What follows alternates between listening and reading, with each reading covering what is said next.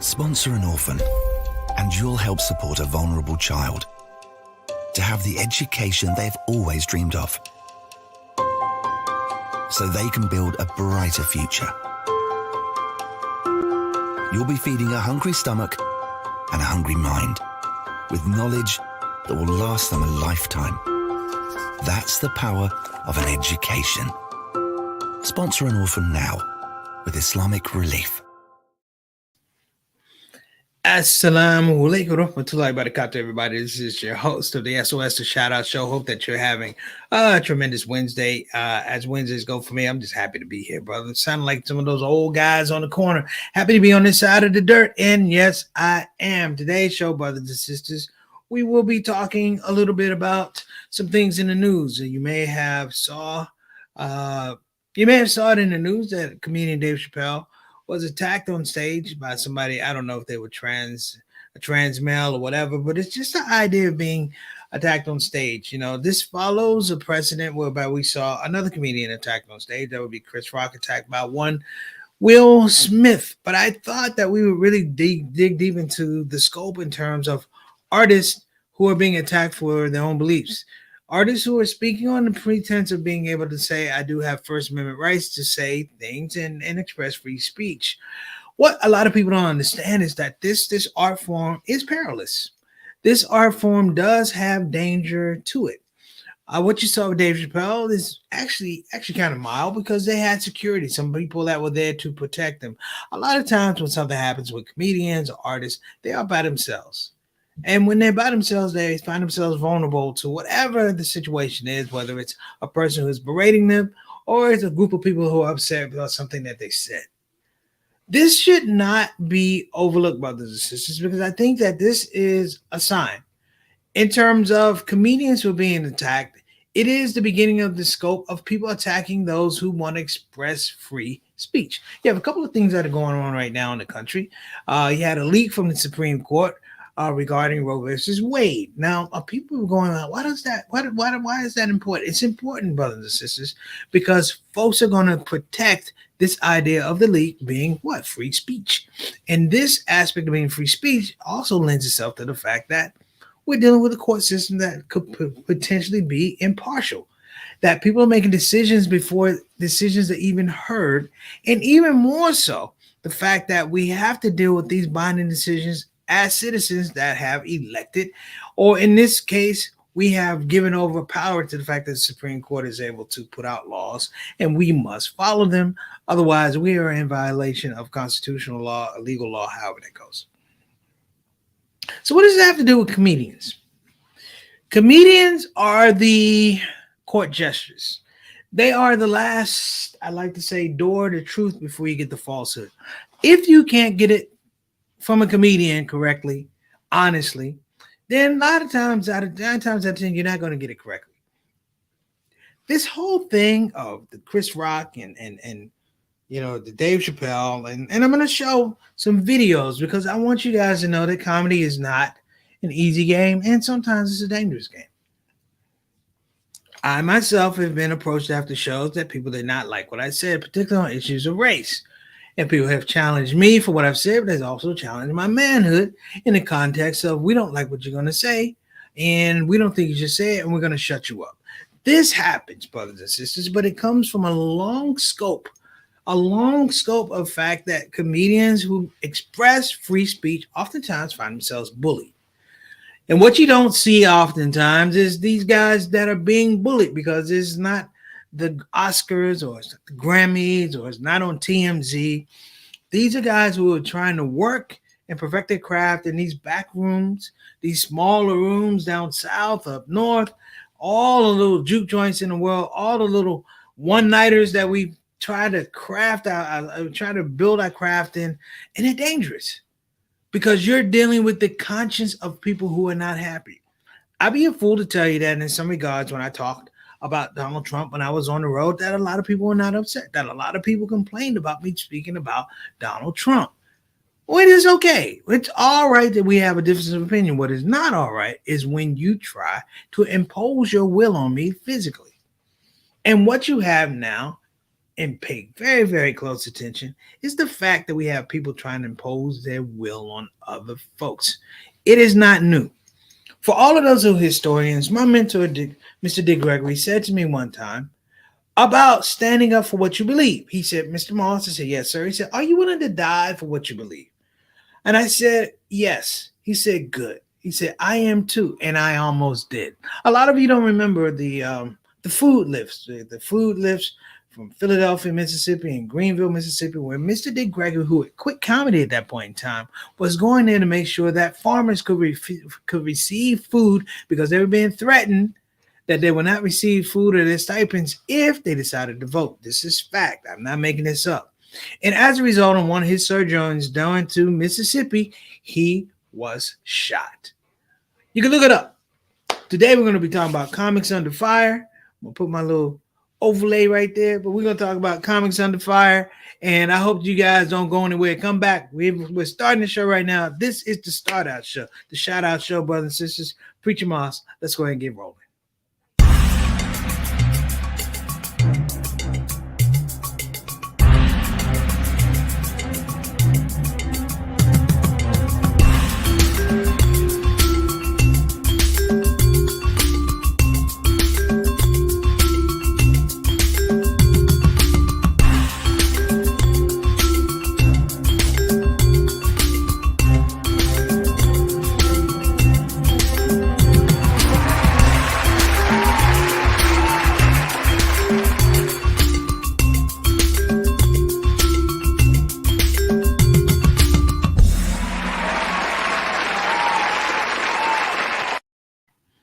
And we are back, brothers and sisters. Before we get started with today's topic, I want to make sure I give a hearty shout out to the Shout Out Show family, Shout Out Show soldiers who have been so diligent and so reliable and so loyal over the last 30 plus days with the Ramadan 30 for 30. I have to shout them out, or else this is not the Shout Out Show. So let's go ahead and get our people in. First of all, I want to give a shout out to Miss Ree. What's going on, Sister Ree Chase?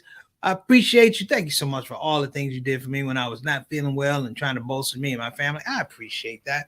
Those deeds do not go unrewarded. May Allah protect you and expand you and reward you and your family. Peace and blessings to Derek and Jawad. Next up.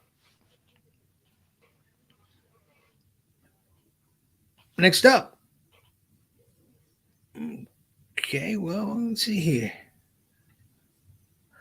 We got Sister Mary Moss. What's going on, Mama Son? Hope everything went well for you on your travels today. Thank you so much for giving me a heads up. Let me know what's going on. Have a great day, S.O.S. family. Yes, we want you to have, all of you to have a great day. So I appreciate you. Thanks so much for coming on the show. Next up, we got my main man, Altaf Rashid. Altaf, brother. I want to thank you so much for your donation to the Send Preacher Moss to Prison campaign. I really appreciate it, brother. That was more than generous. And I just want to shout you out. May Allah guide you. May Allah protect you. May Allah protect your family, expand your heart and your mercy and his mercy, and impart his wisdom and goodwill into you, brother. I appreciate that. Big shout out to my man Altaf. We call him Mr. 6 o'clock, Mr. Straight Up, Straight Down, our Canadian ambassador to the show, but showed a lot of heart, man, just trying to support this project. People don't know when you do these launch good campaigns, a lot of times they're not very, very successful because it's just so many people. But this campaign has been successful.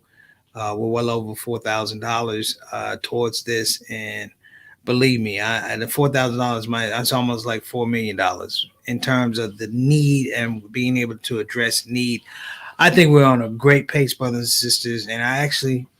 Make the wide for me. I found a place, one of two places to actually hold training classes for our returning citizens. So I'm very excited about that. Thank you, Altaf. All right, next up, Walaikum Assalam Rahmatullah Barakatuh. Brother Eric, how you doing, beloved? Good to see you on the show, man. Appreciate you. Brother Eric, I have not forgotten about you, brother. Could you please send your information, whether it's Zelle, Cash App, Venmo, could you please send it to permissiblelaughter@gmail.com. Again, it's permissiblelaughter@gmail.com, so we can get you your money for iftar, brother. You know, you're part of the family. I got to take care of you, man. Everybody else had their iftar. You got to have your iftar too. All right, and we still got a couple of days on Eid, so maybe it's an Eid late iftar, but we want to make sure we're doing that for you. Next up, we have our consultant producer. That would be Sister Tana Whitfield. Are you finished eating out? She's been eating out for the last couple of days, getting her eat in. God bless you. You know what? I wish I was out to get out and do my eat, but it just builds anticipation and gratitude to be able to go out, inshallah, next year, but also to appreciate all the other Eids I've been a part of. It's a good day, brothers and sisters. It is a good day. So, hey, and here we have my brother, Bilal Salahuddin, all the way from Salahuddin brothers and spouses, all the way from, is it, well, just say Chicago. Bilal, we definitely want to do those USB ports at the house, man. I saw what you're doing, but I want to put some USB ports in my house. I don't know how we're gonna do it, man, but let's contact, let's powwow. Give a shout out to your queen, Sister Sonia. I thank you so much, man, for joining the show. Much love and appreciation. Give a shout out to the Salahuddins in that Illinois area, brother. Good to see you on the show. Okay, next up. Do we have a next up? Maybe. Okay, inshallah. Okay, thank you, brother. Brother Eric, I appreciate you. So, let's get to the topic at hand. Comedy under fire. By this point in time, many of you have probably seen on TMZ or ABC or whatever. There's a video of Dave Chappelle performing at the Netflix is a Joke comedy series out in the Hollywood Bowl.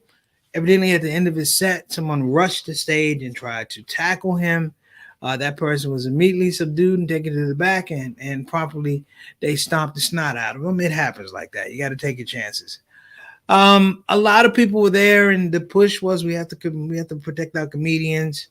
You know, there will be a further investigation as to what this person's motive was. The initial motive was this person was a trans person. But I thought about that. And what I really thought about, brothers and sisters, is the vulnerability that artists have when they put themselves out there. That you can have a fan that you don't know, but that fan knows literally everything about you and forms opinions and relationships with you, and you have absolutely no idea who they are. Who, in many regards, will fathom that the relationship has value. And even though you don't know who they are, you are somehow beholden to this aspect that you owe them accountability. Whether it's they buy your albums or your CDs or your tickets to your movies, it's a dangerous conundrum because you just don't know who people are. Oftentimes, a lot of comedians I know, particularly Muslim comedians, we don't put our families out there on social media because we just don't know who is out there. And I'm not talking about non-Muslims. I am talking about non-Muslims. I'm talking about people who are Muslim as well. Sometimes that space gets polluted and people somehow take on characteristics that I say are, let me say, less than halal, but also scary. People develop conversations. People develop relationships. People develop accountability for you. And when you can't deliver, it causes problems. Even doing comedy, a lot of times you're not really aware of the mood of the people in the audience. That you don't know who's had a good day or bad day. You don't know who's lost their job or got a new job. You don't know who's depressed or dealing with the loss of a family member. You don't know who lost a girlfriend or a boyfriend. You don't know who has a drinking problem or drug problem. You don't know. When you walk on the stage, the things that you count on are an audience that's going to listen, a microphone with some amplification, and an assortment of jokes that are going to make the people laugh. That's what you come up with. All this all this extra stuff that I meant, all these things on the periphery are not the things that comedians are thinking about. Thus, sometimes that people, there's a great song by Eminem. It's called Stan.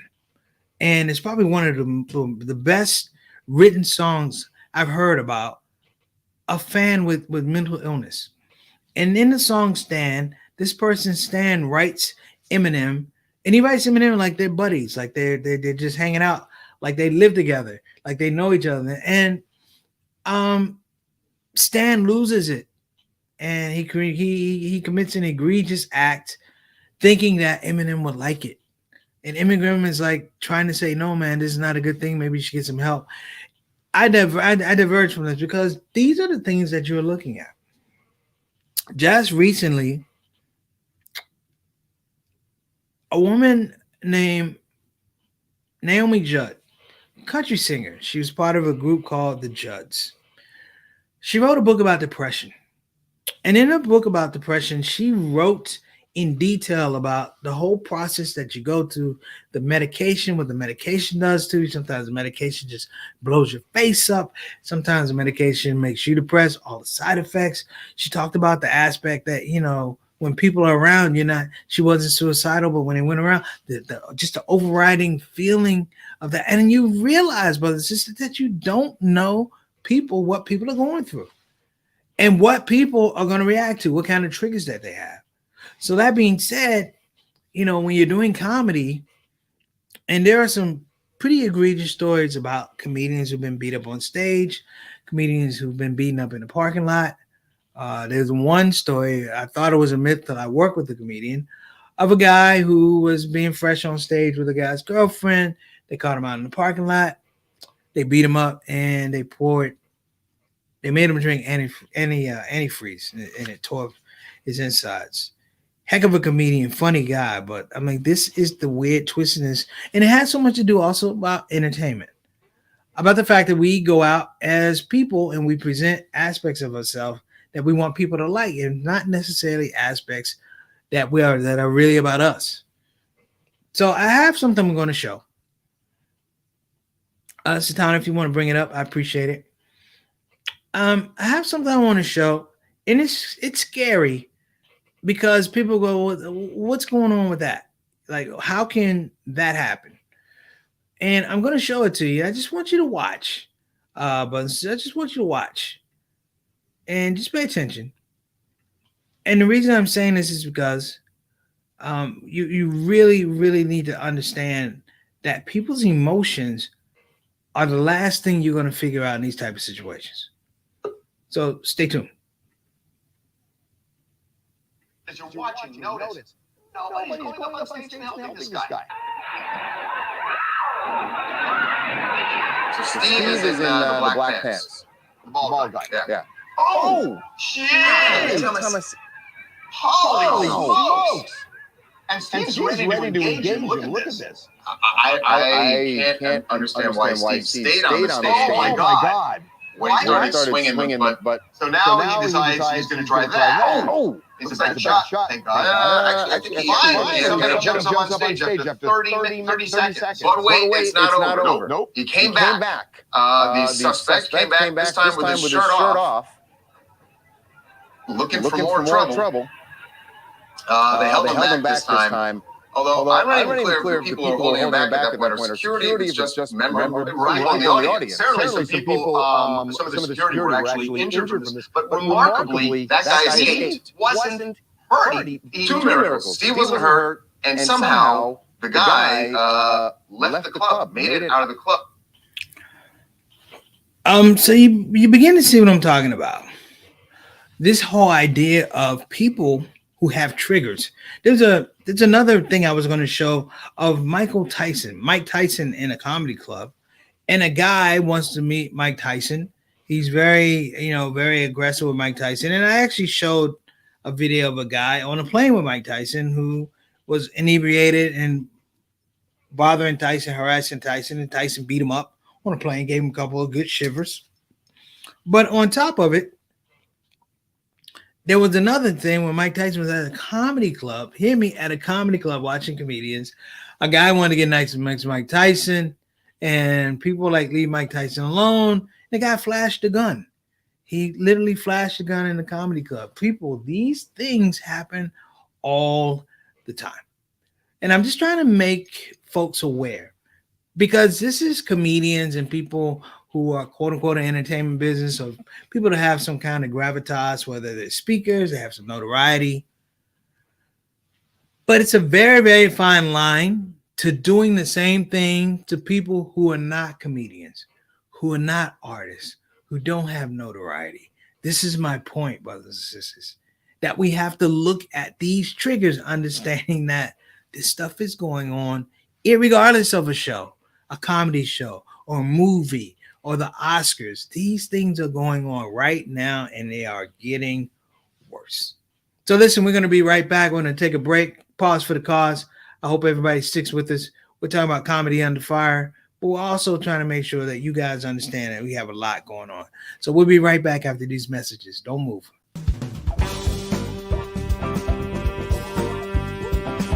Hey, babies. Welcome to Radio WCUC, Convenient Urgent Care, home of the smart patient. This is DJ What It Do. You know what time it is. It's the top of the hour, and the request lines are open. You know what you want to hear. I know what you want to hear. Operators are waiting. I just got to hear don't get the COVID.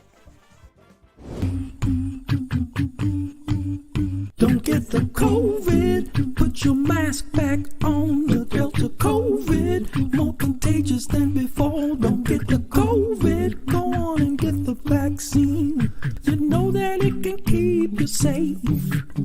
And your people living up in your space.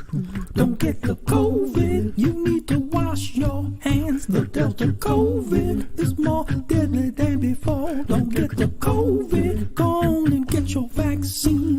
You know that it can keep you from dying. Don't leave your family all alone and crying. Don't get the COVID. We invite you to join our fight against COVID and against misinformation. It's time to listen to the doctors and trust the science. When I think of people dying that don't have to die, it makes me sad. Now's the time to be sober. Together we can make this thing over. Let's fight the COVID. Convenient urgent care, home of the smart patient.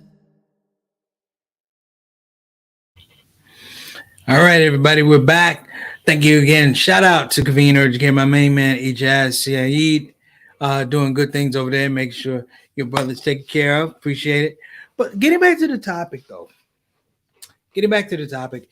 And I have to reflect on the conversation I had with Mr. Gregory years ago.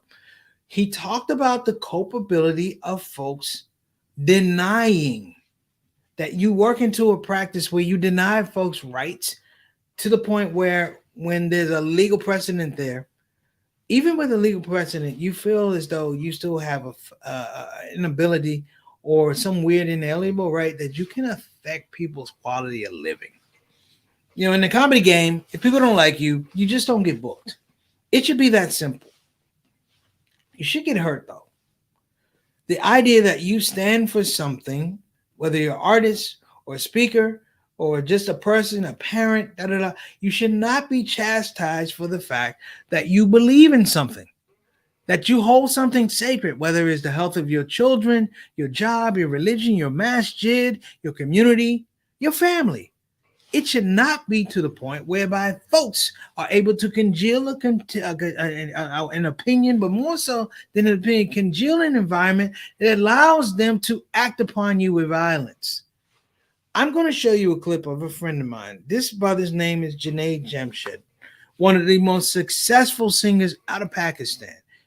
Now, he was with a group, rock group, sort of like a rock group, and it took off, and people were really excited. And then he found religion, and he stopped performing for quite a while. And I met him on the road, actually in Houston, Texas, doing a show when he was just coming back to singing in front of audiences. And I remember the humbleness of this man, because I went out to bring him off stage and nobody clapped. And I told everybody, clap. He had been performing for 45 minutes. And he came back and he said, no, brother, I told him not to clap because I did not want them to feed my nuffs, to feed my ego.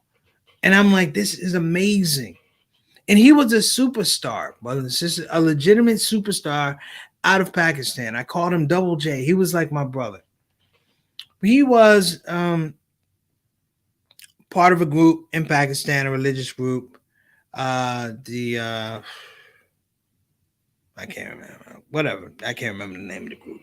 Pardon me. This is a COVID fog. Okay. But he said something and he apologized for it in regards to Prophet Muhammad, peace and blessings be upon him. He inferred something about one of the Prophet's wives. He came on and said but he was attacked, brothers and sisters. He was violently attacked. And people were calling for him to account for what he said, but it wasn't accounting for what he said. They wanted to hurt him. He legitimately probably would have gotten killed because he was dealing with a bunch of zealots and people who are looking for any reason to hurt someone else and get away with it under the precedent of religiously, we have a place to do it. I'm going to show you this. This is a peaceful man who sang songs about Prophet Muhammad, who sang songs about love of the Quran, who sang songs about brotherhood and peace. Look at how he was treated at this airport.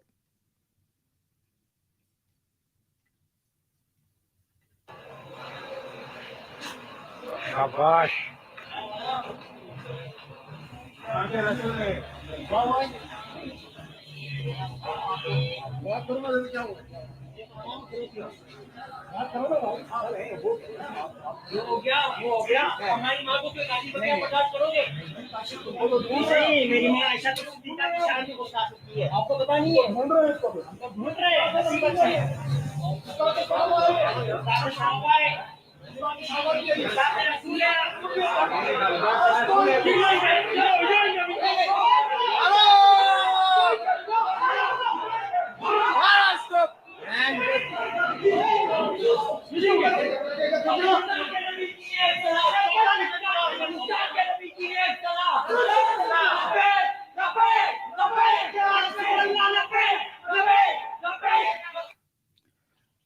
All right, so Dick, I don't know what they're saying. Okay. All I know was I saw my friend. I saw my friend who was one of the kindest people in the world, who, when I asked him for a very, very deep favor for a family member of mine that was suffering with cancer, he dropped everything he was doing at that point in time to go visit that family member and tell them, you know, you're going to beat cancer, but sit and talk with them, not as this superstar, but as somebody who just believed in the good in people and sat and had tea and laughed and joked. This was a superstar who came to this little building and made this particular person feel like a superstar. You see how he was treated, brothers and sisters. They chased him out of the airport. And when I called him, he was in London. And I said, Jade, are you okay? He said, I'm all right. I said, no, brother, are you okay? And he broke down. He said, you know, I apologize for this. I don't know where this feeling is coming from, that people are triggered off so much that he should come back to be accountable for what he said. No, they're going to kill you, Zayd, is what I said. And the only way he wound up going back to Pakistan, sadly, is that his plane crashed into the side of a mountain. Only then did they celebrate him as a hero in the southern Pakistan. That's my point, brothers and sisters. That the ridiculousness and the lunacy that we're seeing out here has become more and more commonplace. And that people who are expressing emotion and concern about their mental well-being are being overwrought by people who are mean-spirited, who are distant, who are not connected to reality, who have agendas, and literally, brothers and sisters, have something broken inside of them, trying to make the case that we are the folks who are impartial and logical, and we should be making decisions about you. So whether it's Dave Chappelle, or whether it's Steve Brown that you saw at that club, or whether it's Janae Jamshed, all of them have rights. But also the other thing, all of them, whatever it is, the mistakes they may have made, we don't even know if they made mistakes, but they are worthy of forgiveness. They are worthy of a conversation to iron out problems, to resolve difficulties. And for people who can't understand that, don't come to comedy shows. Don't go to artists' expressions. Don't go to concerts. If it's politics, don't watch CNN. Don't watch the Democrats. Don't watch the Republicans. Stay at home. Do us all a favor and stay at home. That's a shout-out show today. I appreciate everybody. Thank you so much. God bless you. Inshallah, I will see you tomorrow. Thank you so much for your prayers and du'as. I'm doing much better. Take care of yourself, everybody. Assalamu alaikum wa rahmatullahi wa barakatuh. Preacher Moss, shout out show.